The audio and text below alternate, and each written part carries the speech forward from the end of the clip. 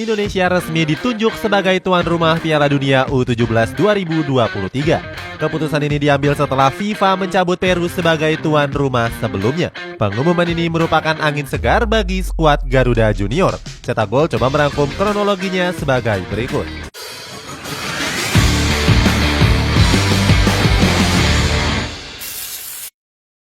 Pertarungan pertama Wonderkid terbaik dunia. Kompetisi level adik-adik SMA Piala Dunia U17 menjadi ajang pembuktian pertama untuk calon bintang terbaik dunia masa depan. Sejumlah nama besar memulai karirnya dari kompetisi 2 tahunan ini. Mulai dari yang terbaru Phil Foden, Toni Kroos hingga Cesc Fabregas. Piala Dunia U17 akan diikuti oleh 24 negara. Satu negara sudah pasti milik tuan rumah yang sudah ditunjuk oleh FIFA. Selebihnya untuk lolos ke Piala Dunia setiap negara wajib tampil gacor di piala masing-masing konfederasinya. Teruntuk zona Amerika dan Utara yakni CONCACAF, Amerika Selatan CONMEBOL, zona Afrika CAF dan juga Asia AFC mendapatkan hak yang sama. 4 negara yang melaju ke babak semifinal piala masing-masing konfederasi tersebut otomatis lolos ke ajang Piala Dunia 2 tahunan tersebut. Zona CONCACAF diwakili oleh Meksiko, Kanada, Panama, dan Amerika Serikat. Untuk zona CAF diwakili oleh Maroko, Senegal, Mali, sampai dengan Burkina Faso. Di CONMEBOL terdapat negara-negara kuat seperti Argentina, Brazil, Ekuador, hingga Venezuela. Sementara itu 4 wakil dari AFC baru bisa diketahui pada bulan Juli nanti di Piala Asia U17, di mana Thailand adalah tuan rumahnya. Untuk kontingen Eropa, UEFA mendapatkan hak spesial 5 negara terbaik dari Piala Euro U17. Tim yang sudah memastikan lolos adalah Prancis, Jerman, Polandia, dan juga Spanyol. Mereka adalah semifinalis Euro U17 di Hungaria awal bulan lalu. Sementara itu Inggris berkesempatan tampil di Piala Dunia berkat lolos lewat babak playoff walaupun terhenti di perempat final Piala Euro. Di babak tersebut skuad The Three Lions amankan tiket usai menumbangkan Swiss.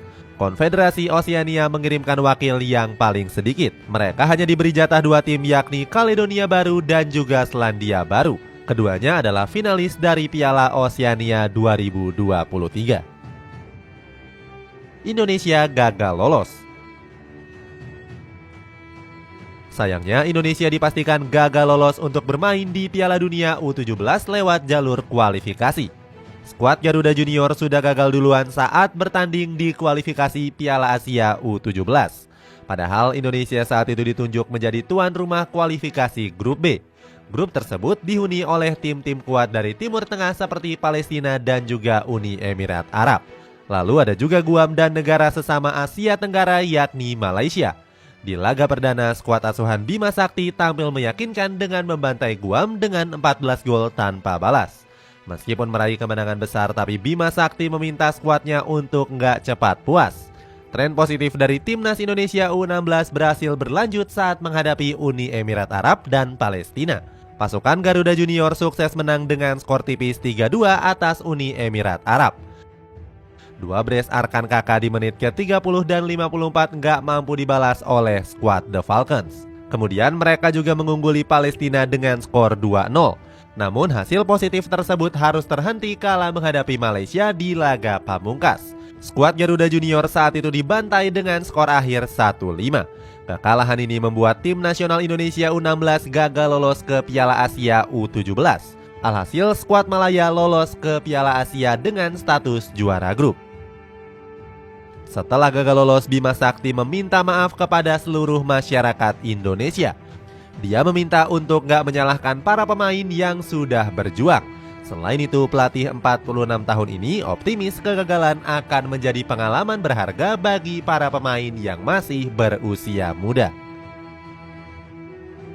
Peru dibatalkan jadi tuan rumah. FIFA resmi menunjuk Peru sebagai tuan rumah Piala Dunia U17 2023 pada 2019 yang lalu. Awalnya Federasi Sepak Bola Peru bersaing dengan Indonesia untuk menjadi tuan rumah Piala Dunia U20. Akan tetapi FIFA lebih mempercayakan kelompok umur 20 tahun kepada Indonesia. Sementara itu Peru kebagian untuk menggelar Piala Dunia U17. Kepastian ini menjadi angin segar bagi Peru karena mereka sempat gagal menggelar event ini pada 2019. Saat itu, negara yang berjuluk negeri kentang ini gagal menyelesaikan infrastruktur pembangunan tepat waktu. Usai ditunjuk, FBF sangat berterima kasih kepada FIFA karena diberikan kesempatan kedua. Sayangnya, kans besar ini kembali gagal dimanfaatkan oleh Peru. Pasalnya, status tuan rumah mereka kembali dicabut dengan permasalahan yang sama. Namun, sebagai informasi, di awal tahun ini Peru diguncang dengan beberapa bencana alam seperti tanah longsor dan juga gempa. Akibatnya, banyak stadion yang awalnya dipersiapkan untuk Piala Dunia mengalami kerusakan. Rencananya, pemerintah Peru ingin memindahkan semua venue ke ibu kota Lima. Namun hingga batas waktu yang ditentukan, persiapan tersebut nggak selesai-selesai. Meski gagal, FIFA tetap berterima kasih kepada FBF atas dedikasi mereka selama ini. Selain Peru, FIFA juga membatalkan status Indonesia sebagai tuan rumah. Menurut laman resmi, pembatalan ini karena PSSI gagal menjamin keamanan peserta yang datang ke tanah air. Tiba-tiba jadi tuan rumah. Batalnya Peru sebagai tuan rumah Piala Dunia U17 ternyata adalah angin segar untuk Indonesia. Sebagai gantinya, FIFA resmi menunjuk Indonesia untuk menyelenggarakan event tersebut. Kepastian ini diumumkan lewat laman resmi FIFA setelah rapat dewan baru-baru ini. Belum diketahui apa alasan FIFA menunjuk Indonesia sebagai tuan rumah Piala Dunia. Padahal sebelumnya Indonesia gagal sebagai tuan rumah di Piala Dunia U20. Sementara itu, untuk Piala Dunia U17 mendatang, skuad Israel sudah dipastikan nggak mengikuti ajang ini karena nggak lolos babak kualifikasi. Artinya semua pihak seharusnya mendukung event Piala Dunia ini. Event 2 tahunan ini rencananya akan digelar pada 10 November hingga 2 Desember mendatang. Di sisi lain, Indonesia terancam nggak bisa menggunakan kandang stadion utama Gelora Bung Karno.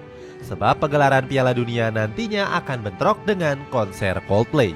Kemungkinannya PSSI akan menunjuk Stadion Manahan Solo sebagai venue utama.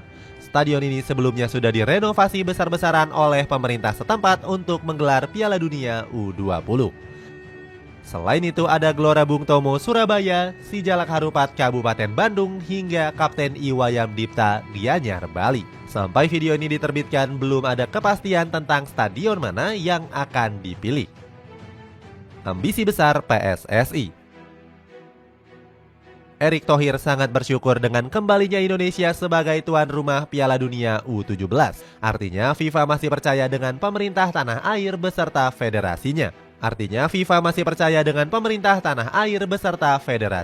Kesempatan ini pun bakal dimanfaatkannya dengan sebaik mungkin. Dia berjanji akan membayar kegagalan yang terjadi pada Piala Dunia U20 yang lalu. Ketua PSSI itu juga mengungkapkan alasan penunjukan Indonesia. Salah satu faktornya yaitu keberhasilan Indonesia dalam menggelar FIFA Matchday beberapa waktu yang lalu. Seperti diketahui, skuad Garuda baru saja menggelar laga uji coba menghadapi Palestina dan Argentina. Pertandingan yang dilangsungkan di Surabaya dan Jakarta itu terjual habis dalam waktu singkat. Erick Thohir juga berkaca dengan kesiapan Indonesia. Menurutnya, semua sarana dan fasilitas yang ada di Indonesia sudah banyak yang sesuai dengan standar FIFA.